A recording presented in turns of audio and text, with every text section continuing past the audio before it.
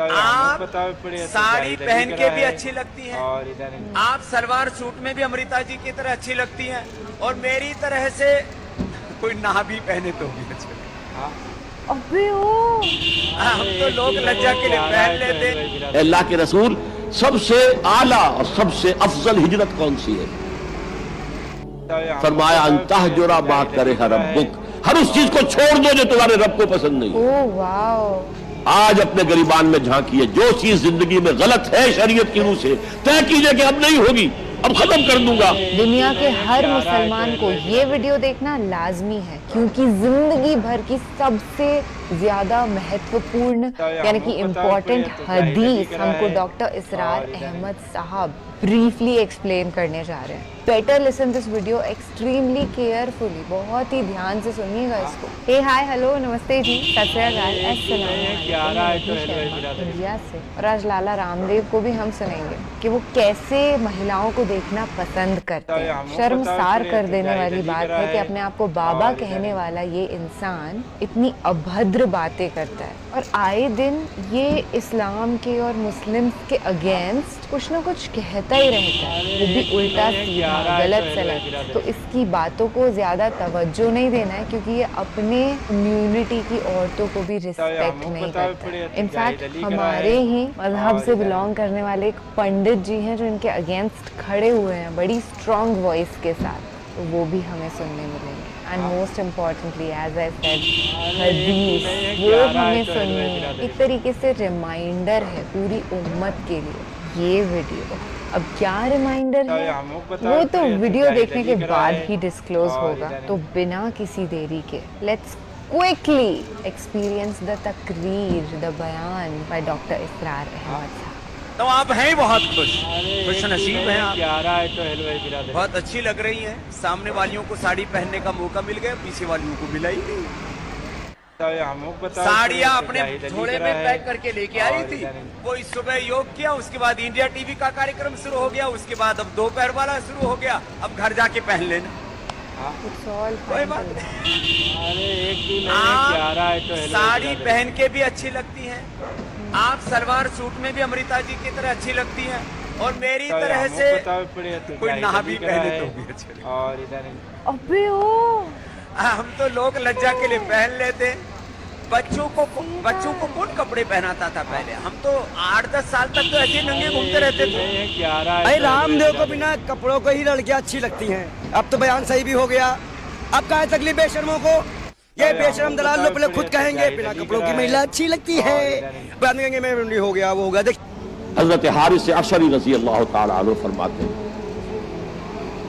یہ مسند احمد ابن حنبل میں بھی ہے، ترمذی میں بھی ہے، قال قال رسول اللہ صلی اللہ علیہ وسلم انی آمرکم بخمس اللہ امرنی بہن۔ یہ ایک روایت میں اضافی الفاظ ہیں، اللہ امرنی بہن، دوسری میں نہیں۔ انی آمرکم بخمس کے بعد شروع ہو جاتی ہے بالجماعت والسمع والطاعت والہجرت والجہاد فی سبیل اللہ۔ مسلمانوں میں تمہیں 5 باتوں کا حکم دے رہا ہوں، اور یہ حکم اللہ نے مجھے دیا ہے، حالانکہ آپ کو بھی حکم دینے کا اختیار ہے، لیکن آپ نے تاکید کے لیے کہا، میں اپنی طرف سے نہیں کہہ رہا، میں پہنچا رہا ہوں۔ انی آمرکم بخمس اللہ امرنی بہن بالجماعت والسمع والطاعت والہجرت والجہاد فی سبیل اللہ۔ ذرا دیانتداری کے ساتھ ہاتھ اٹھائے ان مجمع میں وہ لوگ جنہوں نے پہلے کبھی یہ حدیث سنی۔ ایک تو ادھر میں نے ہاتھ دیکھا ہے، اس کا چرچا ہی نہیں ہمارے ہاں۔ کیوں؟ یہ اس لیول سے متعلق ہے جس لیول پہ ہم سوچتے ہی نہیں۔ اقامت دین کی جدوجہد، نظام کو بدلنے کی جدوجہد، یہ ہمارے ذہن سے خارج، ہمارے تصور دین سے خارج۔ دیکھیے وہ جو ہے بنی الاسلام علی خمس، اس میں امر نہیں ہے، یہ خبر ہے صرف۔ اسلام کی بنیاد 5 چیزوں پر قائم ہے، شہادت اللہ الہ الا اللہ وان محمد رسول اللہ، واقام الصلاۃ وایتاء الزکاۃ وصوم رمضان وحج البیت من استطاع الیہ سبیلا۔ یہ حدیث کس کو نہیں معلوم؟ وطن یاد نہ ہو یہ بات دوسری ہے، کس کو نہیں معلوم 5 ارکان اسلام حضور نے بتائے ہیں؟ حالانکہ وہاں یہ ہے میں تمہیں حکم دے رہا ہوں، اور چرچا ہی نہیں ہے ہمارے یہاں۔ جس گاؤں جانا نہیں اس کا راستہ کیا پوچھنا، جو کام ہم نے کرنا ہی نہیں، اس کے جو لوازم ہیں ان کے تذکرے کی کیا ضرورت ہے؟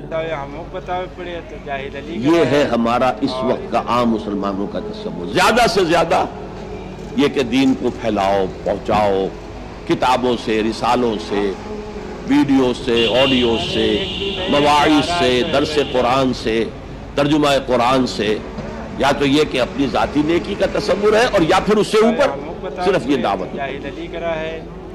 اس سے اوپر کی تیسری منزل جسے اقامت دین کہا جائے، جو خصوصی الفاظ حضور کے لیے 3 مرتبہ قرآن میں آئے، هو الذی ارسل رسولہ بالہدی ودین الحق لیظہرہ علی الدین کلہ، کسی اور نبی کے لیے ایک دفعہ بھی نہیں آئے، حضور کے لیے 3 دفعہ، سورہ توبہ، سورہ فتح، سورہ صف۔ یہ چونکہ چیز ہمارے ذہنوں سے نکل گئی ہے، لہذا اس کے جو متعلقات ہیں اس کی طرف بھی توجہ نہیں، سیدھی سی بات ہے، منطقی بات ہے۔ جس گاؤں جانا نہیں اس کا راستہ کا کو پوچھنا۔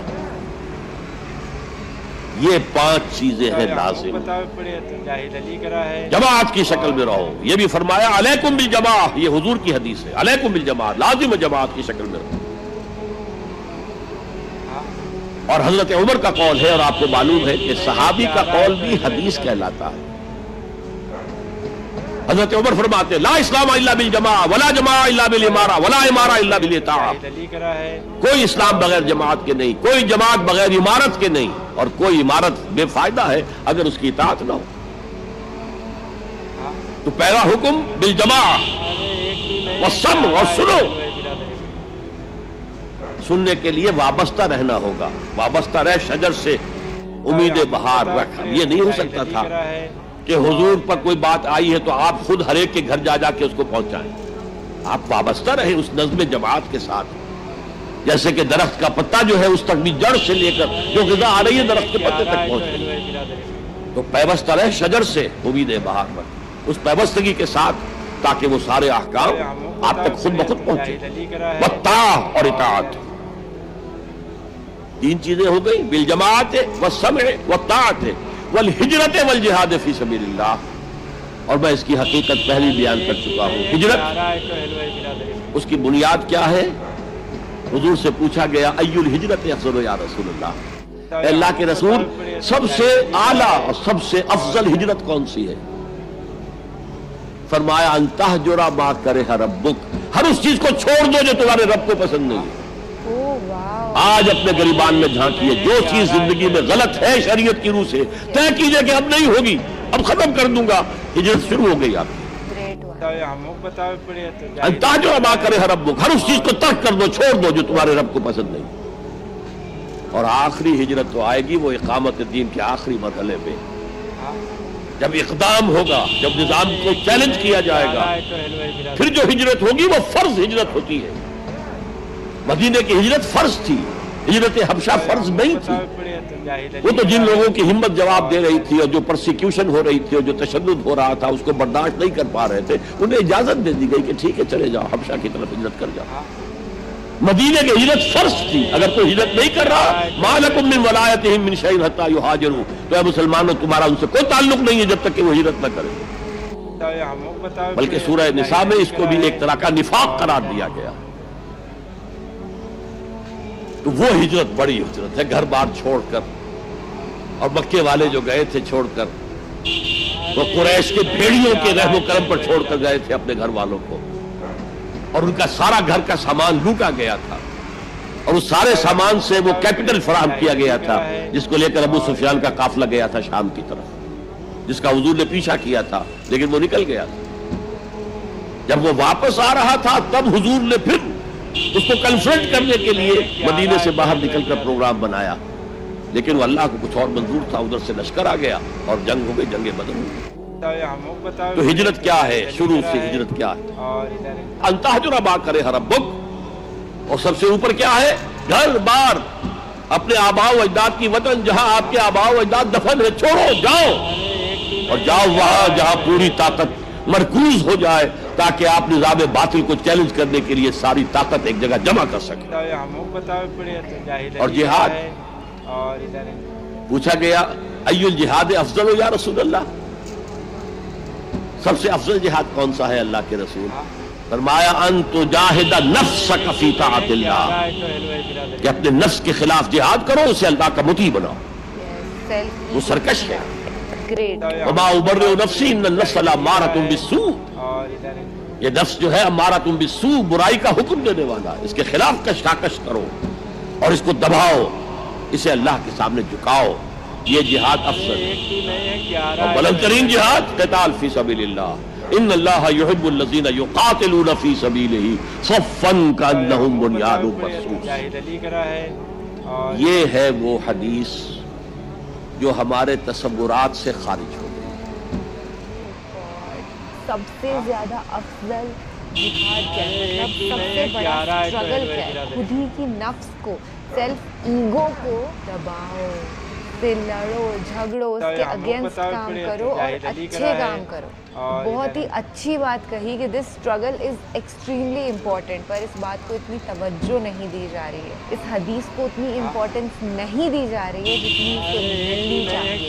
But thank God we heard this video today. आज हमने ये वीडियो देखा है, तकरीर, ये बयान सुना है, इससे कितना अच्छा असर हमारे दिलो दिमाग, ज़हन, रूह पर पड़ा है। मैं तो खुद को और मेरे दोस्त प्यारे से जो आप सामने बैठे हैं, आपको बड़ा भाग्यशाली, सौभाग्यवान, किस्मत वाला समझती हूँ।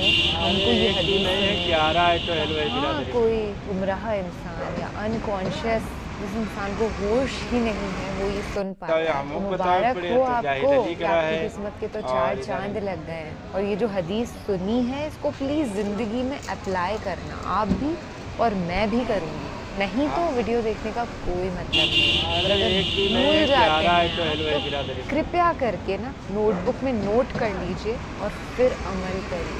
उम्मीद करती हूँ कि आप हमारी उम्मीदों पर खरा उतरेंगे और अल्लाह ताला आपको ईमान के नूर से नवाज देंगे, हिदायत नसीब फरमा देंगे। आमीन सुम्मा आमीन। ये सारी दुआएं मैंने खुद के लिए भी करी हैं, क्योंकि मैं भी आपको। आज के लिए बस इतना ही, पर तकरीर हम डॉक्टर इसरार अहमद साहब की हमेशा सुनेंगे, क्योंकि उनके जितना बड़ा इस्लामिक स्कॉलर सदियों में कोई एक महान पैदा होता है। न जाने कब इनके जैसा कोई आलिम हमें मिल पाए, तभी तो कहती हूँ कि किस्मत वाले हैं, क्योंकि अभी हमें मिल गए। इतना वक्त जो हमने यहाँ दिया है, इसे प्लीज़ ज़ाया मत होने देना, ना आप होने देंगे ना मैं। खुश मिलेंगे जल्द ही। अल्लाह हाफ़िज़।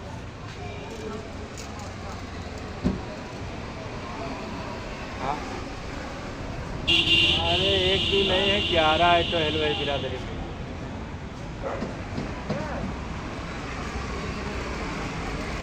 हमको बताओ पड़े तो जाहिद अली करा है और इधर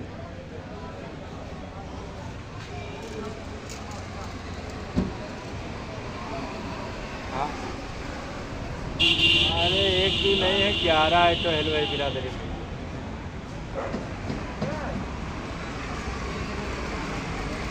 हमको बताओ पड़े तो जाहिद अली करा है और इधर